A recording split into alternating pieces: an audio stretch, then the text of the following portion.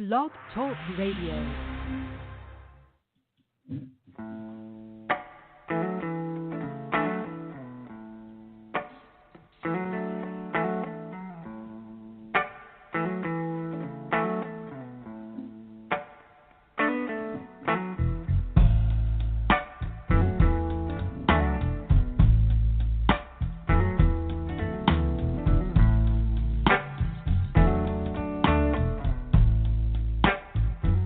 Oh, you just plain mean to a woman, and that's a crying, crying shame.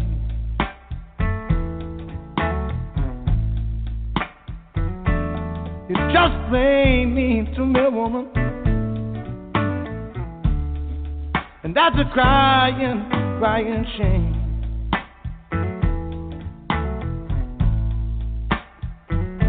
Since you've gone away and left me, honey,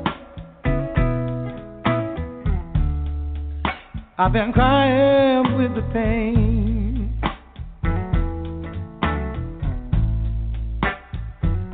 Oh, I do most anything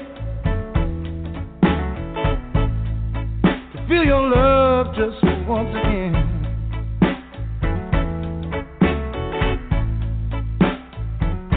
Oh, I do most anything to feel your love just once again.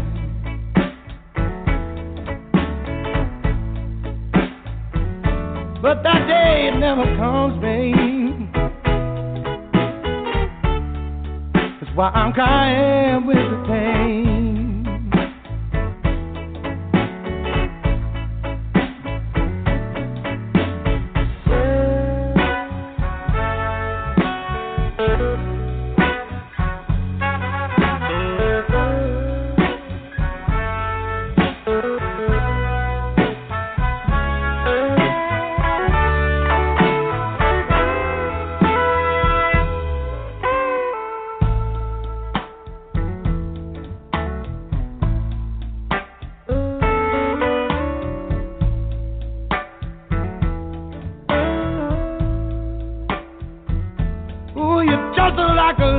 Child, babe, and you treat love just like a king.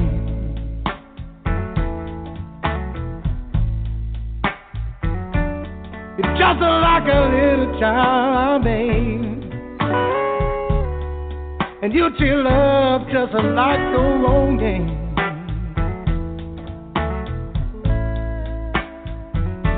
But you never really loved me, honey. That's why I'm crying with the pain.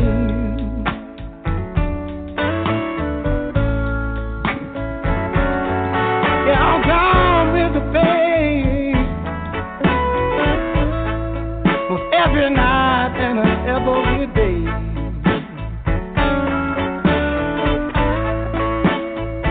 Yeah, I'm crying, crying, crying, crying. With every night. Every day, yeah.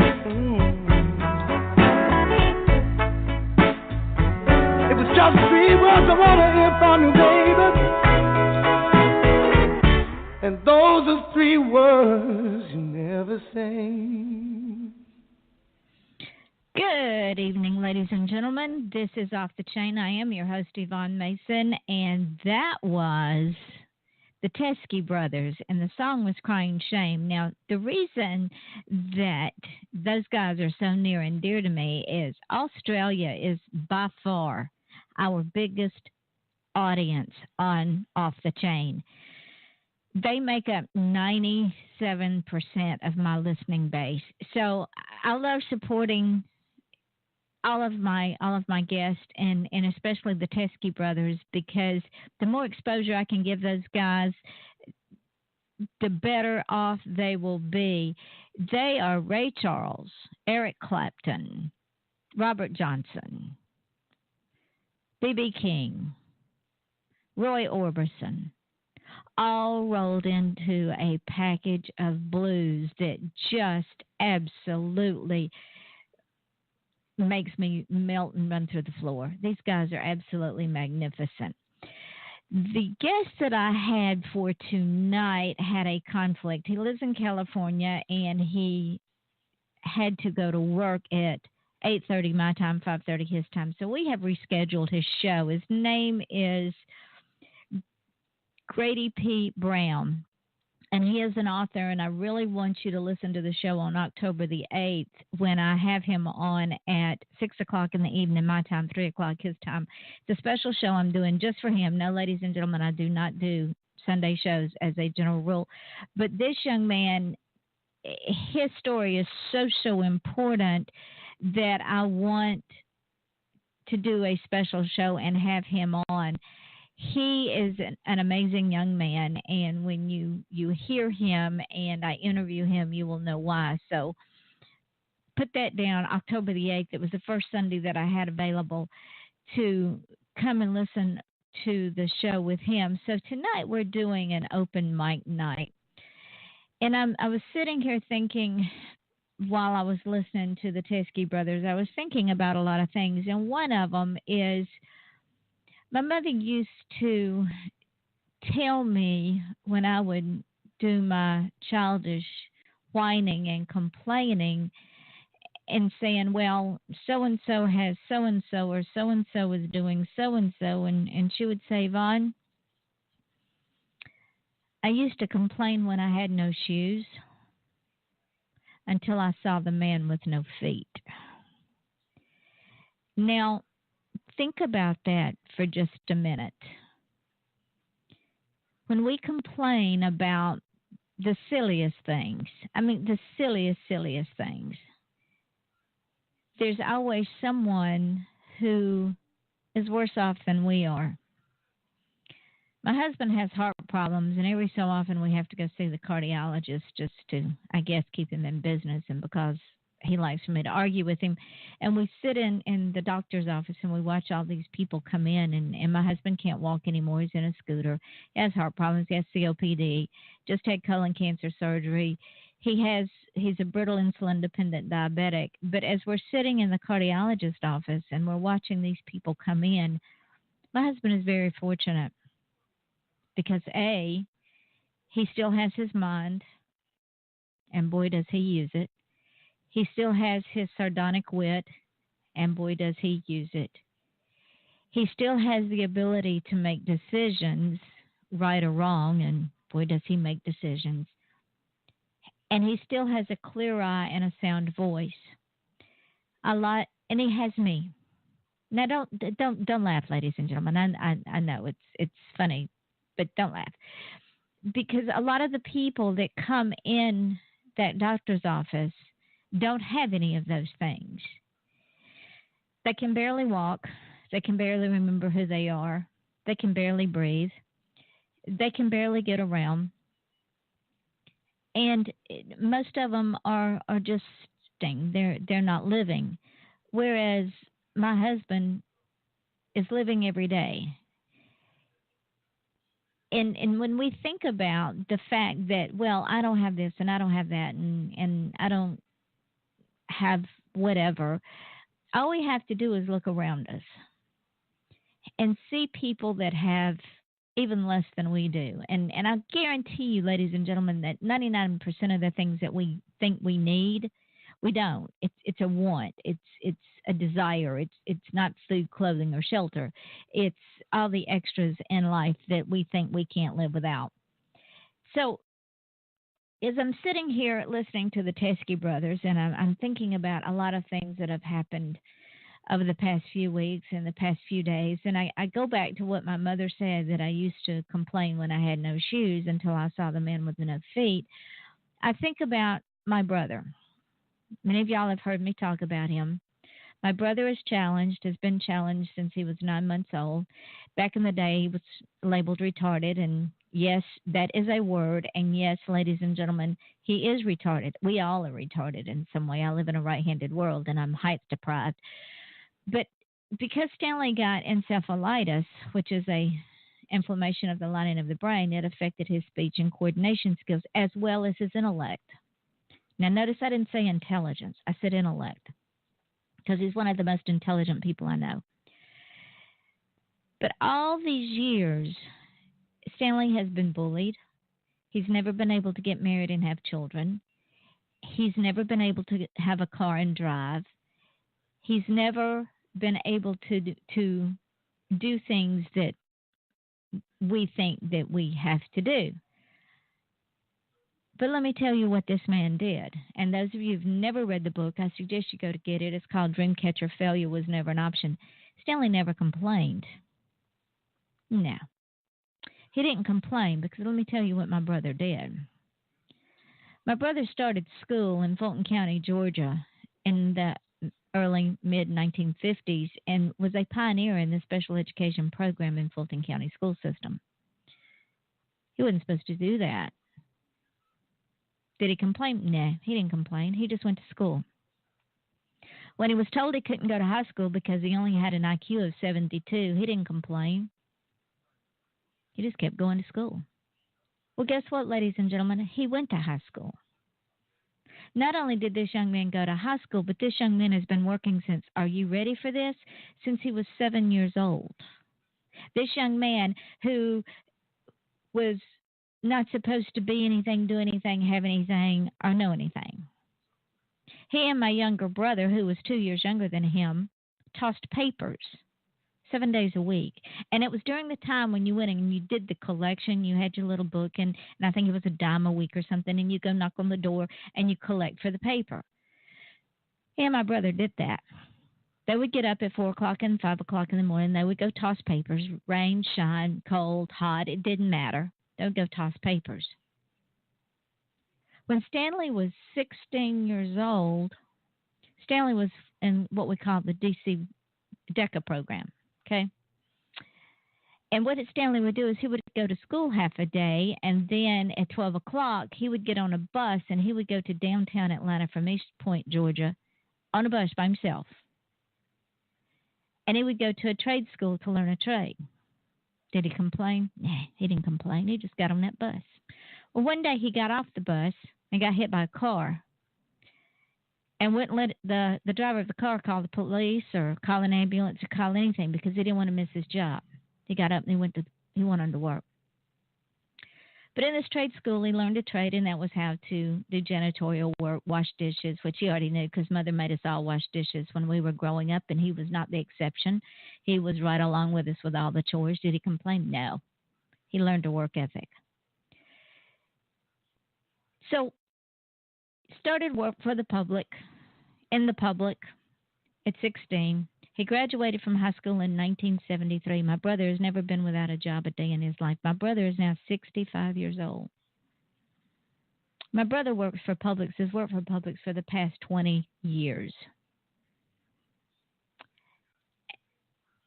And before that, he worked for another grocery store that went out of business. And before that, for 13 years, he worked for a company that made boxes for the government. This company had a government contract. And there was a woman that worked in this business, and she hooked up with Stan. And she gave Stanley a sob story and told him that she couldn't make her house rent and could she borrow some money and she'd give it back to him. So Stanley loaned her the money, unbeknownst to my mother, who monitors his money for reasons like this. Well, money kept disappearing out of Stanley's checking account. Mother couldn't figure out why. So one day, Mother is taking my brother to work, and you have to know my mother. She was up early, and my mother's not a morning person. She was in a gown and a house coat with a coat thrown over it, and she wasn't going to get out of the car, so she's just taking Stanley up the road to work, and he started crying. And she asked him what was wrong, and he was sobbing, ladies and gentlemen. I mean, this grown man was sobbing, hysterically sobbing. And she asked Stanley what was wrong. And he told her where the money had gone. This woman had been taking my brother's paycheck. Now, she was working herself, but she was stealing my brother's paycheck, knowing that he had a good heart. And she not only did that, she threatened his family. She said that if he told anybody that she would kill his family. My brother never run across that before. Sure, he'd been bullied in the neighborhood, but he had us to have his back. But we were all grown and gone. We didn't know anything about this. So my mother parks the car, goes in the building with Stanley, and confronts Stanley's boss. And unbeknownst to Stanley's boss, you don't mess with this family, because when you do, there is hell to pay. My mother told the boss what happened, and the boss laughed and said, "Oh, well." She said, "You're not going to fire her for extortion, for blackmail, for bullying?" He said, nah, no big.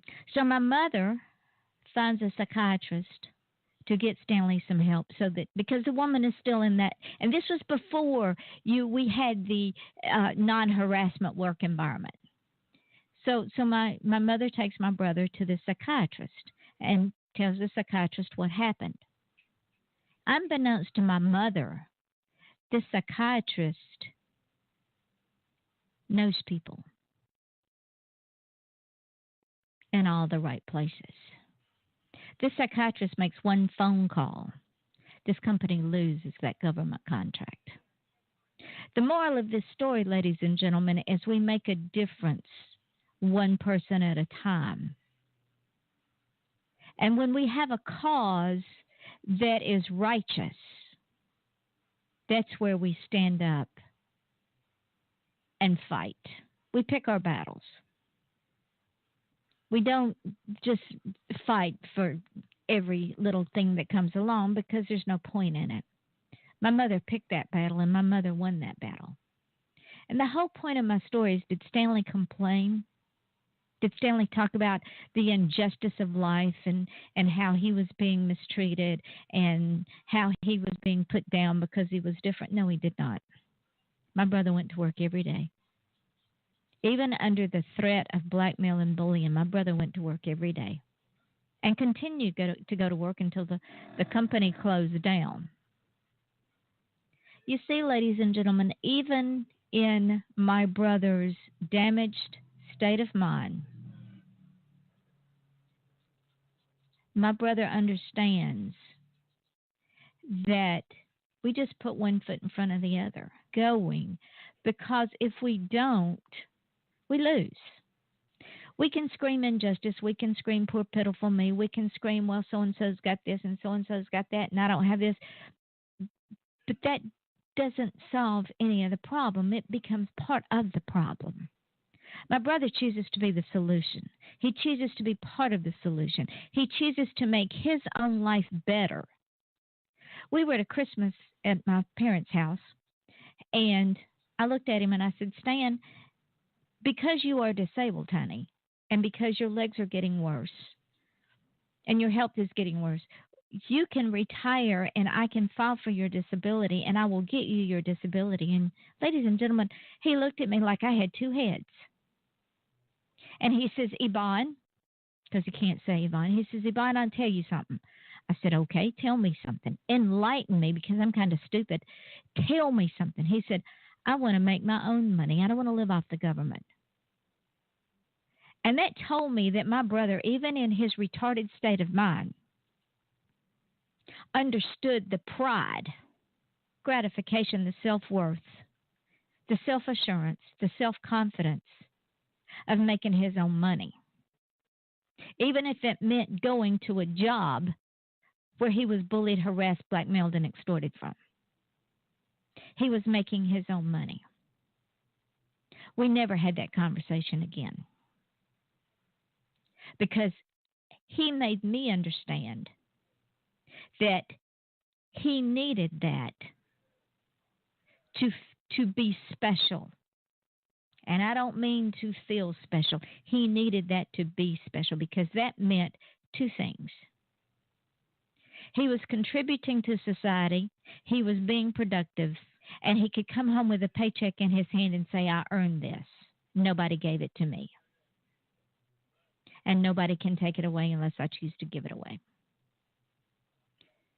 So, ladies and gentlemen, in light of all that's happened this past week, and those of you that are in other countries, you may or may not have watched all the madness that has been floating around like a dark cloud of stupidity. My point is this: the difference between who we are and who we want to be is what we do. Now think about that. The difference between who we are and who we want to be is what we do. My brother is retarded. That is who he is. He wants to not be labeled as retarded. That is what he wants to be. He goes to work every single day he's on the schedule.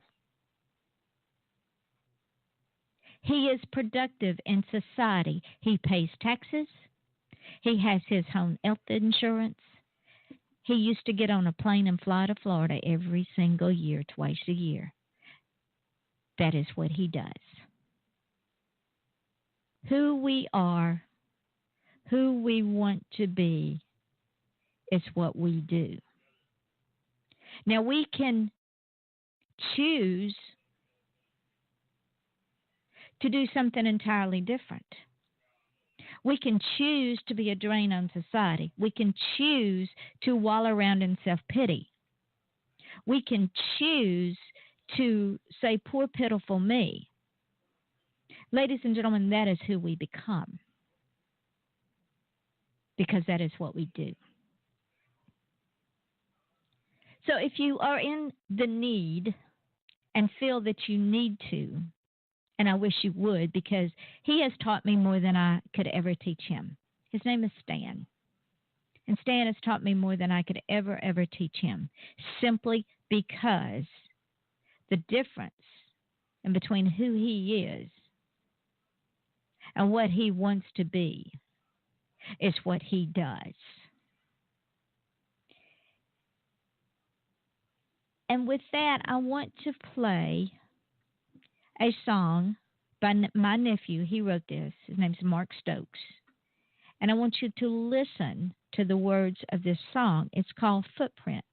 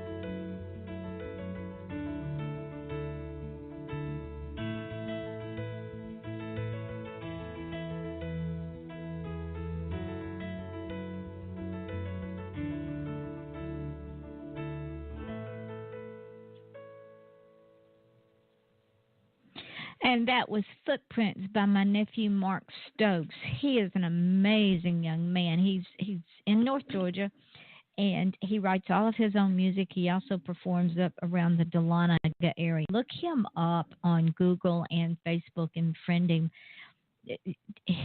His music moves me in ways that he has to be an old soul, because no young person can write like that without having an old soul. And that brings me to another point.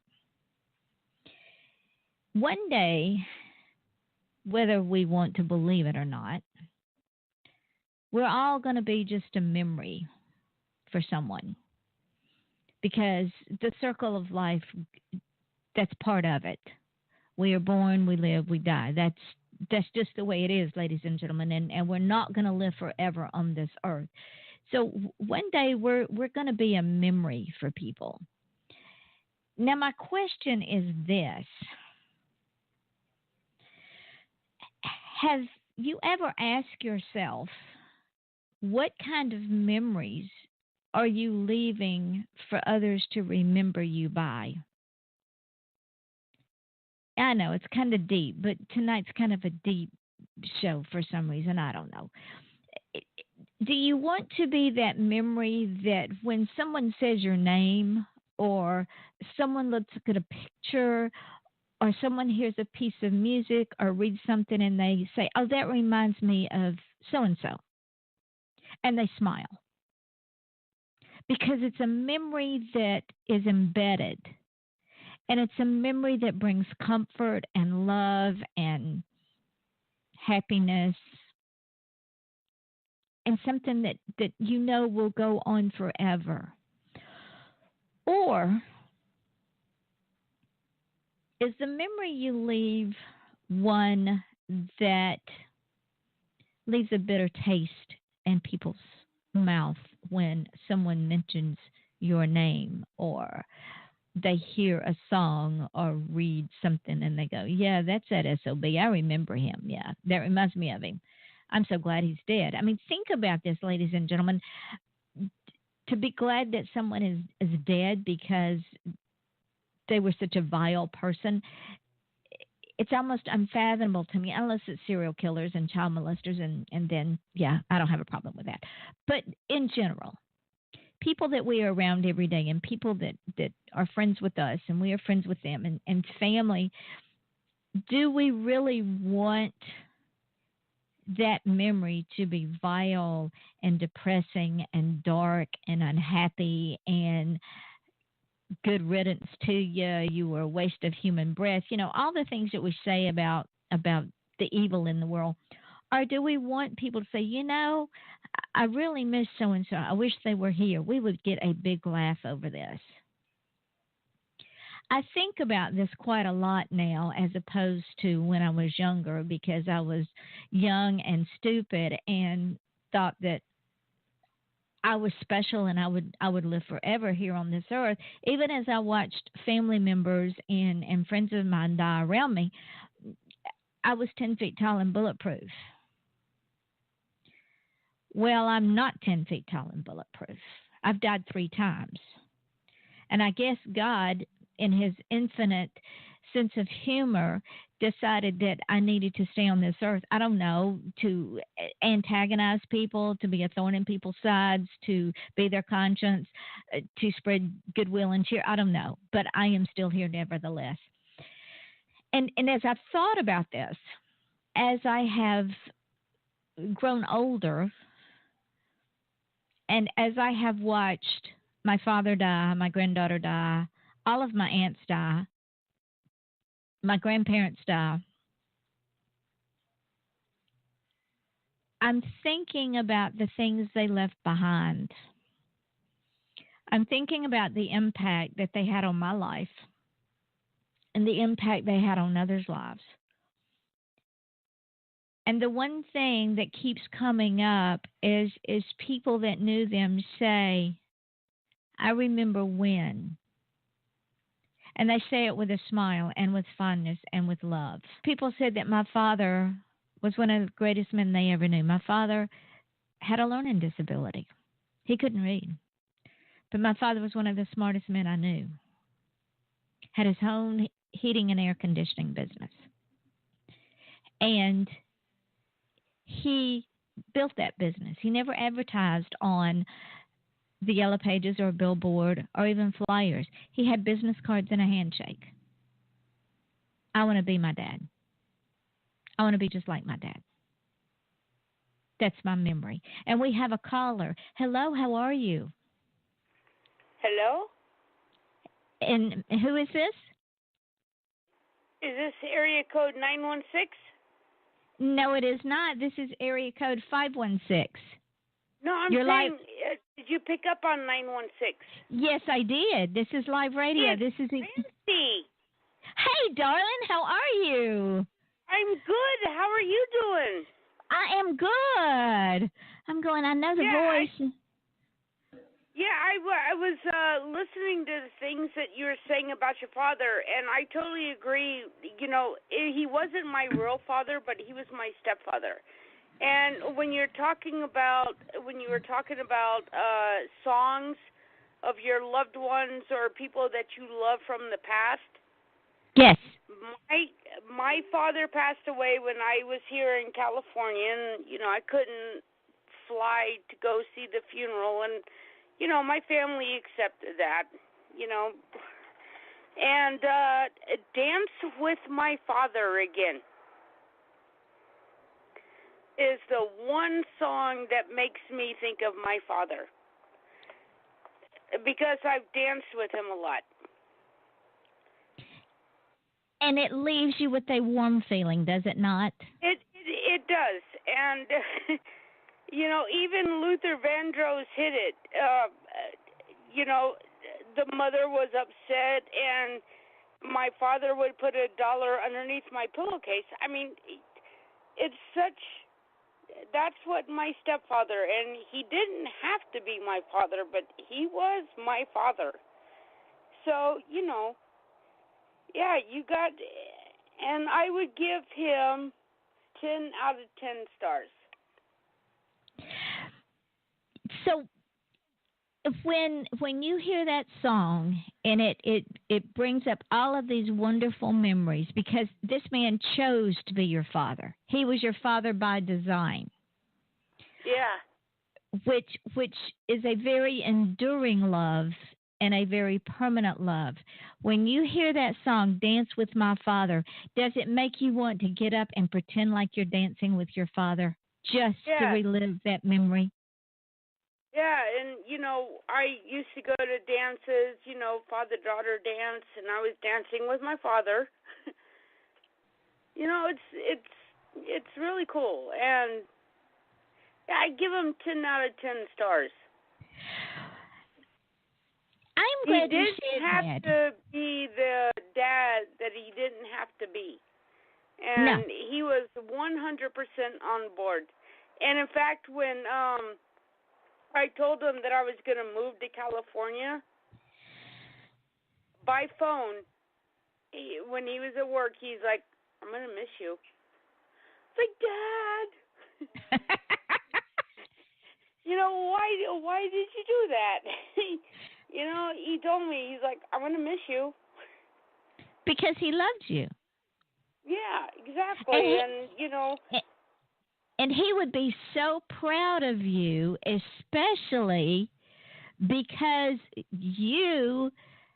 This is the story of the week, ladies and gentlemen. If y'all haven't been following Francy and Nicholas Grabowski on Facebook or even on my page, I'm going to tell you, this girl is the bomb.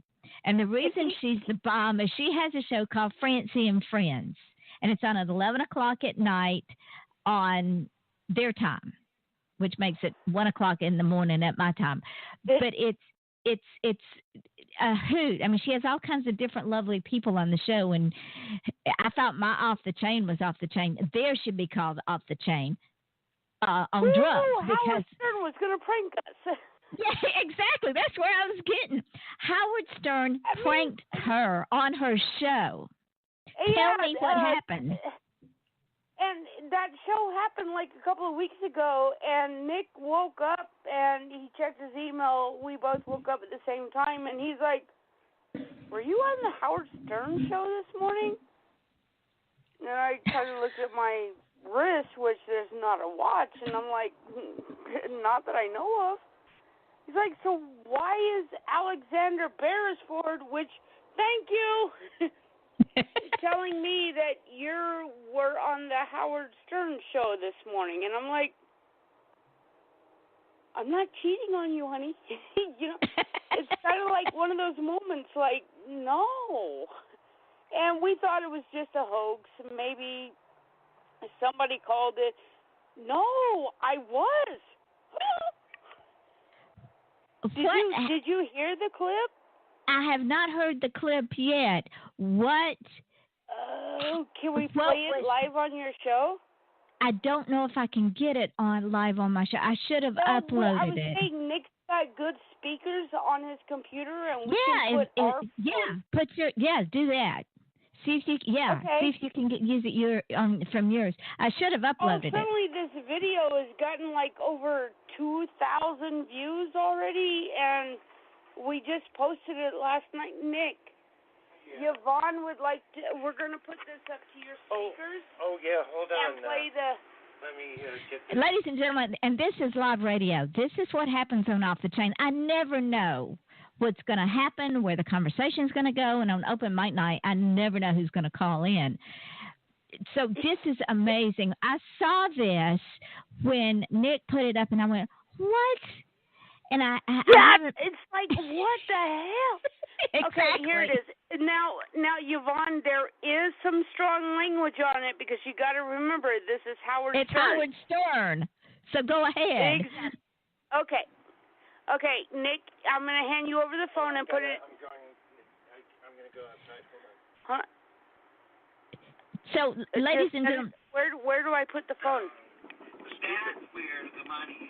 This is live radio. Well, anyway, talking about Jerry Lewis, you want to hear me calling into a Jerry Lewis tribute radio show? How is that? Radio show? Yeah, they did a Jerry Lewis tribute, but I ruined it. Okay. He ruined it. Other kind, it's like the weirdest Jerry Lewis movie I've ever seen. We got a caller, area code 903. Hey, how are you? Good. How you doing? I'm okay. Can you hear it? Really? Yes. Lewis news. You know, my grandparents are in their 90s. Wow. Yeah, I'll tell you, my dad's real worried about losing them one day. Yeah. You know, I was thinking if he could speak to you, that could really help him. Would that be all right? Okay. I'll put him on. Here he is. Hi. Hello. Yeah, I don't want them to die. Oh, they're your heroes. My father gave me an envelope a bunch of years ago. I think it's their grave plot. No. He goes, hey, this is where we have a grave plot. You don't want that kind of information. Yeah, exactly. I don't even know what I would say at the funeral. Share your fondest memories, like, something special that you and your parents would do when you were a kid. My dad called me a moron. Yeah. While you're here, can we play a Jerry Lewis clip? My dad left my mom when her ass got huge. Well, Gotta have some shared memory. if you're not... I want to take them and throw them in a garbage pail. No. I don't know if that's appropriate, but Yeah. I'll just rework the Joan Rivers eulogy. Did you know my mother had a dry cunt? Oh, no. That's right, honey. Cunt. Francy, My dad never wiped his ass after he took a shit. oh, my gosh. Francy. What is it, Lenny? Please hang up on that jackass. And now Fred's smoking a cigarette. My dad jerking off on our dog. Oh, come on. Did you know my mother had a dry cunt? Lenny, please cut this My guy dad off. fingered me every fucking night, Do it. okay? Oh, Good. yep. Yeah. Good. Already off. Francy, you need to turn this guy in. Okay, we do got another caller. Oh, don't, Francy. Hello? My father fucked my ass. Oh, here we go.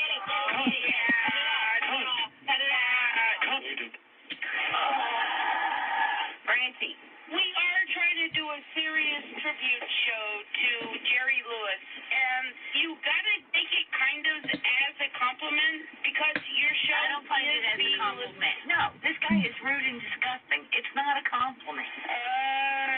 Rest in peace, Jerry Lewis. Oh, that is too funny. Who was expecting that? And I got it. Are you there? Yeah, I'm still here. Did it come in good and clear? Yes, it did. Yeah. That was actually 4 phone calls. He just kept calling us, and that's why Donna's like, no, don't pick up. Don't do it. Yeah, and I did hear like a 0.1 second where you could hear Howard saying, no, Francie, don't listen to me. It's like, I think he was trying to tell us it's me. But the 4th conversation when I picked up and it was like the area code and goes, my dad beeped my ass. And it's like, who is this guy? That is too funny. Now, when he plays it on his show, with the Jerry Seinfeld was his guest, and you could hear him saying, hey, you want to hear me calling in where I pranked this show? And it's like, dude, not only does Howard Stern know who we are, Jerry Seinfeld, and I thought that was cool that they gave a really serious clip with Nick talking very cool about, I think he did it so we wouldn't sue him. Hold on a minute. We got another caller. Okay. Hello, caller. This is Yvonne. It might be Howard Stern, though. It could be. Hello. Hello. Okay, they dropped. I don't know who it was, but they decided they didn't want to talk to us. Ladies and gentlemen, again, this is live radio, so anything can happen, and usually does on this show. It does, and the crazy thing is you're thinking about it, you're looking at your listeners, and you're looking at everything, and you're like, holy crap, like, one show when I had Melanie Roble, I love Melanie, big shout out to Melanie Roble, by the way. When she was on my show, we had calls from Sweden. Mm-hmm. She's a sweetheart. She is, so she is a sweetheart, and you got to think, oh my gosh, it's going out this far, not only just with the show, but with the actors, and everybody's involved, and it's one tight community that everybody loves to be a part of. Would you agree? Absolutely. This show is heard in over 70 countries, and we are pushing 70,000 listeners with all the podcasts. We're up to almost 52,000 listeners just on this show. Nice. So we're going places, and it's all because of y'all. It's because of people like you that call in and have Howard Stern punking you and rolling in. I know. Who's getting punked by Howard Stern? I mean, how do you call into Blog Talk Radio and you're like, oh, okay, here's my numbers, okay, doing the usual show. Holy crap! Exactly. You never know who's listening, and that's why you be on your worst behavior. All the time. So I have to tell you, ladies and gentlemen, Francie and Nicholas have been, I've never met these people, never met them in person, but I count them among some of my closest and dearest friends. And the reason for that is I have known Nicholas for over 10 years. Nicholas and I hooked up when we got screwed by a publisher. Up? Well, what do you mean you hooked up? Figuratively speaking, Francie. Figuratively speaking. when we Nick chuckled. when we and several other indie authors were screwed by a publisher, and all of us and that group have stayed very, very tight friends all these years. Nick's publishing company has exploded. I mean, just Black literally. Just Black Bed Sheet Books has just absolutely exploded over the continent. The man is a phenomenon in his own right. And then you add Francie to the mix, and they're formidable. They're unstoppable. They're insane, but that's okay. I think Nick might be like scratching his head saying, "Oh, can we take her back to South Carolina?" Let me see what Nick might think. He just stepped outside. He's been pacing, and I think he wants to talk to you. Hold on. Okay. He said, "Give him 1 second." He's doing something. He's actually. 1 Mississippi, 2 Mississippi, 3 There you go, Nick. Oh wait, he wants to get in the pool and talk to you in the pool. Oh, we're doing the pool thing now. I see. Okay, ladies and gentlemen, it's a California thing. Understand this? It's a it's a mindset. Remember what I said. Who you are and who you want to be is what you do. Well, he wants to be apparently an Olympian swimmer, so he's getting in the pool. I don't know. He's getting in the pool with a Taco Cat shirt. Honestly, it says Taco Cat, and there's a taco with a cat busting out of the taco. No, I got to tell you, Nick's been a great guy, and yeah, he's just been wonderful. And everything that I do on Francy and Friends, and Nick is like, "Okay, I'm still going to sponsor the show, even though I screw up all the time." Well, honey, that's okay because we all screw up. Now, ladies and gentlemen, this is another instance. Remember how serious I was at the first of the show. This show can turn on a dime. But not only is Nick's publishing house exploding, Nick and Francie live with Nick's parents who are both ill. His father has dementia and his mother is not well, and he still does what he does. So when I hear people whine about I don't have time, I want to shake them till their teeth rattles because this man.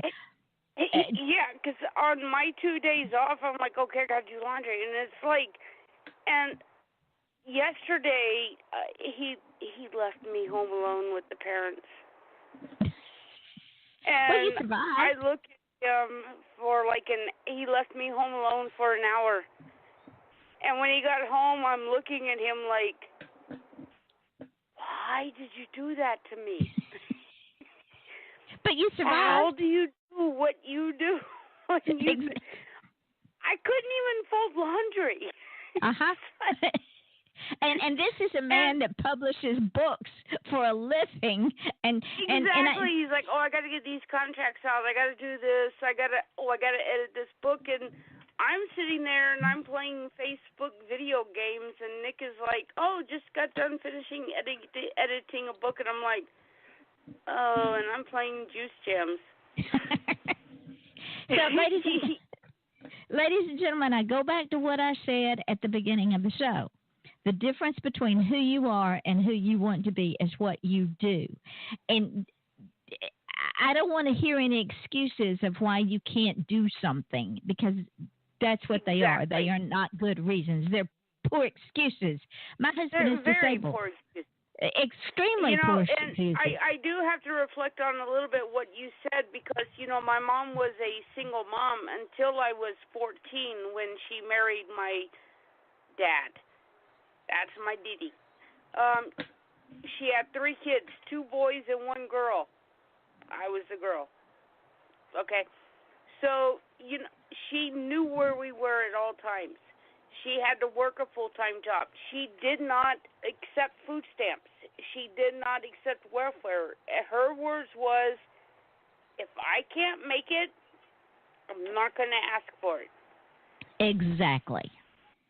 And so you do what you have to do. I got it when my husband was in the hospital.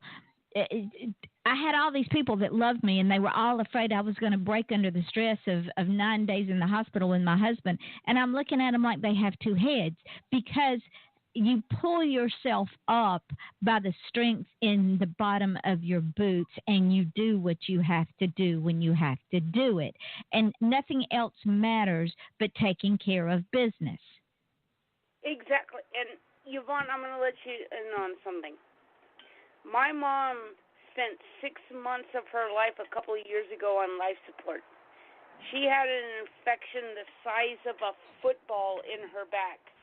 This was right after my dad died, and I did not know until 3 months after she was on life support that my mom was even on life support, because I'm across the country, and I was so afraid that she wasn't going to make it. And a couple of months later, I'm talking to my mom, and she's like, yeah, that was hell. Because you know what? We don't have time to be whiners. Exactly, and she we did got whine. too much stuff to do. Yeah, they pulled this big infection out of my back. I was on life support. By the way, I think I met your daughter, and I'm like, no. No, daughter. She's like, yeah, I wasn't allowed to. Nick, do you want to talk? He's got to talk. He's got to talk Here quick. he is. We're going to have to go shortly. Okay. Only Nicholas Grabowski. Nicholas. Oh, hey, I had to have a few shots first. Uh-oh. Yeah, in the pool? Oh, no, well, not. I was going into the pool, and then I decided not to, and I decided to have a few shots first. I wanted to be on your show, but, there was a time when I was totally into the social scene, and I was crazy Nick. And a lot of that was fueled by alcohol and things, too. But, just growing up and stuff, these days it's just completely the opposite. It's like black and white. It's like I might as well live in a mountain in the Himalayas somewhere by myself. I'm I'm mentally so reclusive. And it's hard for me to actually, even on Francy's show, while her show's going on, Nick, do you have anything to say? Well, Nick, but honey, think about it. And because I understand where you're coming from, there's some days when that phone rings, I want to toss it into the pool myself because I don't want to deal with people because we're mentally exhausted from the day-to-day of looking after those that we love who are disabled. And it is just what it is. We're not complaining. It is just a fact of life. This is what we do.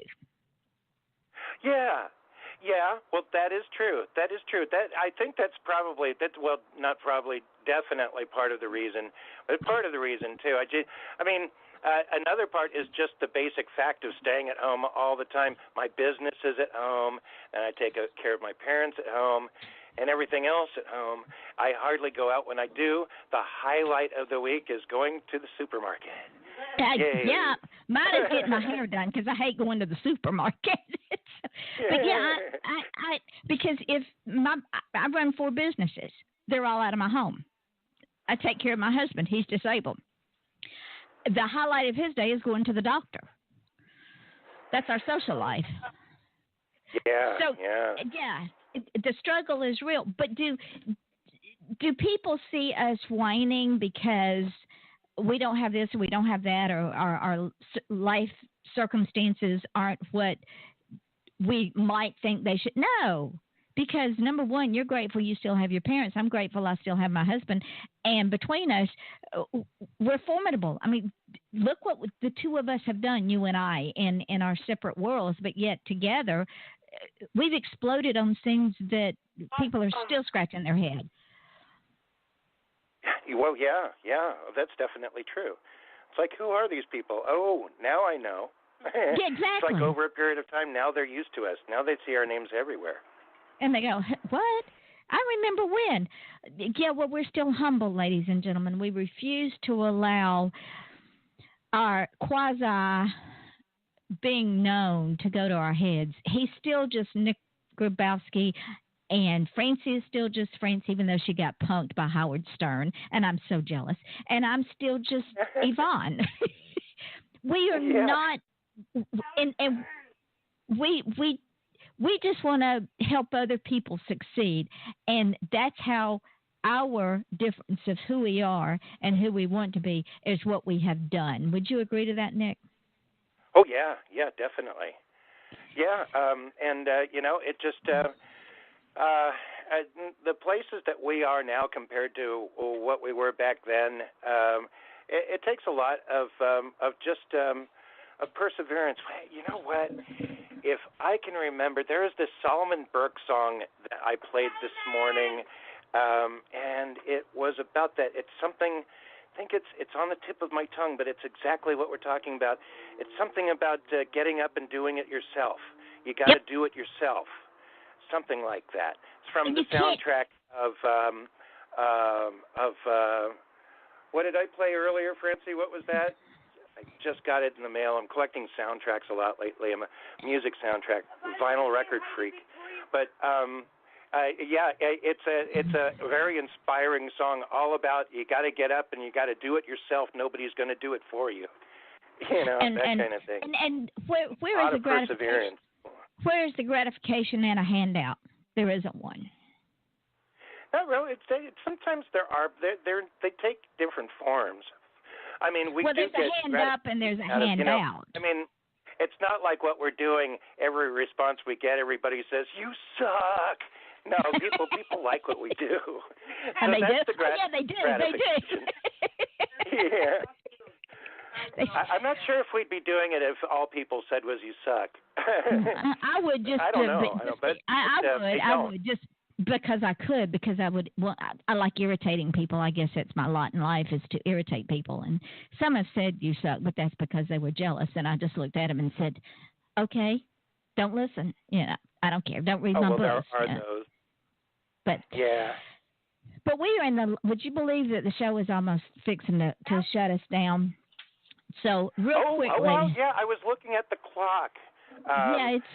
When I was first going to grab the phone, and it was like 10 minutes to the hour. But yeah. It's there. So, ladies and gentlemen, the crux of this open mic show, which started out very serious, and then Francie came on and blew it all to hell, but I love her. She's wonderful. You got to listen to it. It's Francy and Friends on Saturday night, right? Sunday night, 8 p.m. Pacific, 11 p.m. Eastern. 11 p.m. on my side of the world. Yeah, I'm already in bed by then. But y'all got to go check her out. And if you haven't made friends with Nicholas and Francie, go do it. Your smile is your logo. Your personality is your business card. And how you leave others feeling after having had that experience with you, ladies and gentlemen, is your trademark. I want to thank Nick and Francie for calling in. And I want to thank all of you, ladies and gentlemen, for continually tuning in. And be sure and tune in on October the 8th when my guest that had to reschedule will be here. His name is Grady P. Brown. Tomorrow night, my guest is, as soon as I find her, see, it's live radio. I don't have my act together. Tomorrow, on the 29th, Chris Kempler. And on the 28th, actually the 30th, Mackenzie Floor. Tomorrow night is Thursday night, and I think tomorrow night we're going to have another open mic night. So if you guys want to call in, call in. And until then, this is Yvonne, Francie, and Nicholas saying we love you. Thank you for listening, and good night. Good night. Good night. So what I'm going to do, we're off the air now, so what I'm going to do is when this thing goes up into archives, I'm going to tag you two guys so that y'all can spread the love. And then when I put the podcast up, I'll tag y'all too, so that Francie can get some more PR. Oh, yeah, super. Yeah, and you'll just you'll ride the storm with us now too. Oh, absolutely. We'll post on some of the posts that we've been doing around with our stuff. Hey, Francie and Nick was on Yvonne's show tonight talking about this. There you go.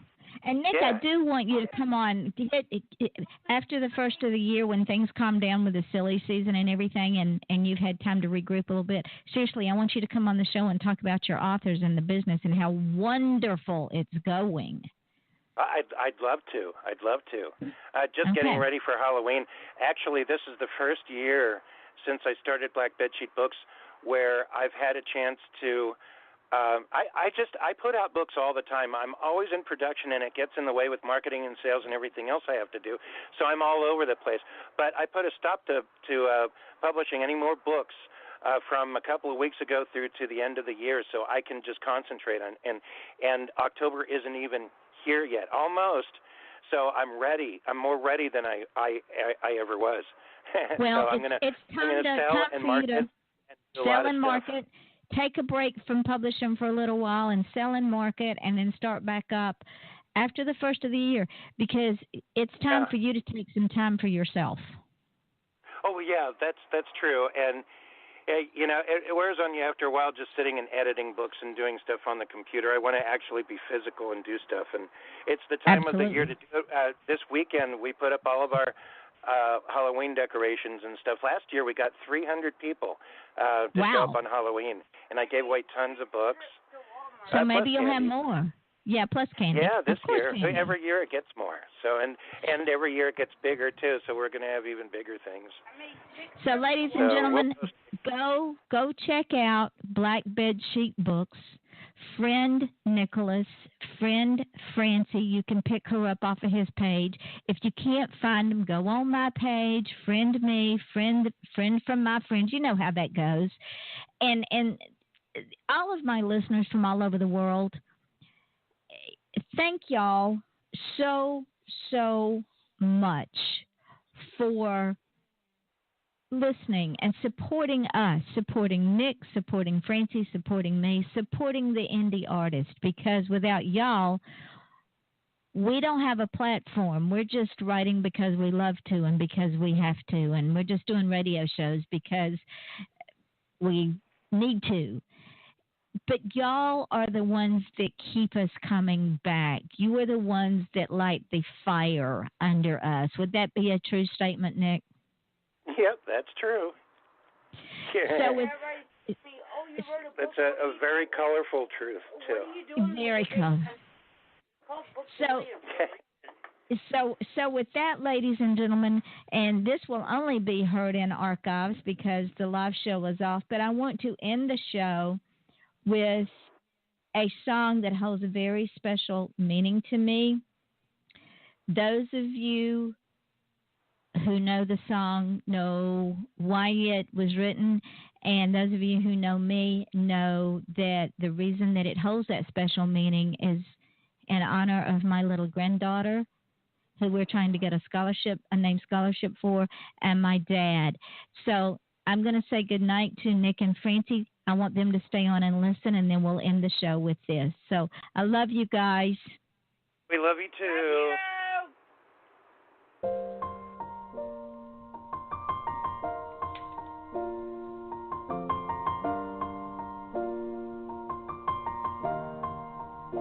It's been a long day without you, my friend, and I'll tell you all about it when I see you again. We've come a long way from where we began. Oh, I'll tell you all about it when I see you again. When I see you again. Damn, who knew? All the planes we flew, good things we've been through. That I'll be standing right here talking to you about another path. I know we love to hit the road and laugh, but something told me that it wouldn't last. Had to switch up, look at things different, see the bigger picture. Those were the days, hard work forever pays. Now I see you in a better place. How can we not talk about family when family's all that we got? Everything I went through, you were standing there by my side, and now you gon' be with me for the last ride. It's been a long day without you, my friend, and I'll tell you all about it when I see you again. We've come a long way, from where we began. You know we started. Oh, I'll tell you all about it when I see you again. When I see you again.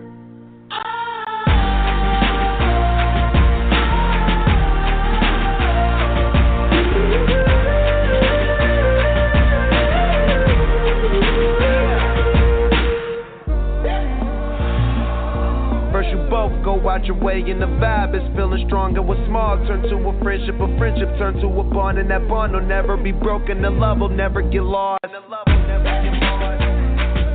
And when brotherhood comes first, and the line will never be crossed. Established it on our own when that line had to be drawn, and that line is what we reach. So remember me when I'm gone. How can we not talk about family when family's all that we got?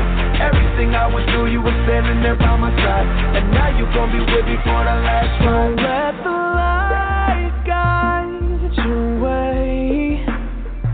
Yeah. Hold every memory as you go, and every road you take will always lead you home. Oh, it's been a long day without you, my friend, and I'll tell you all about it when I see you again. We've come a long way from where we began. Oh, I'll tell you all about it when I see you again. When I see you again.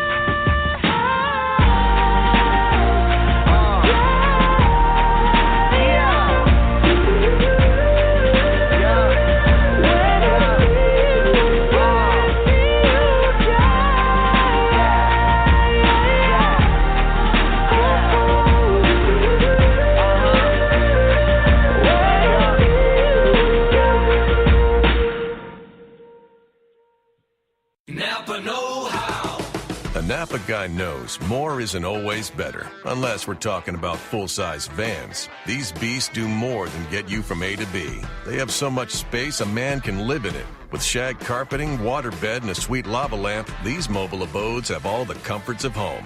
With quality parts and plenty of Napa know-how, you can keep the original tiny house running longer, stronger. That's Napa know-how. Napa know-how.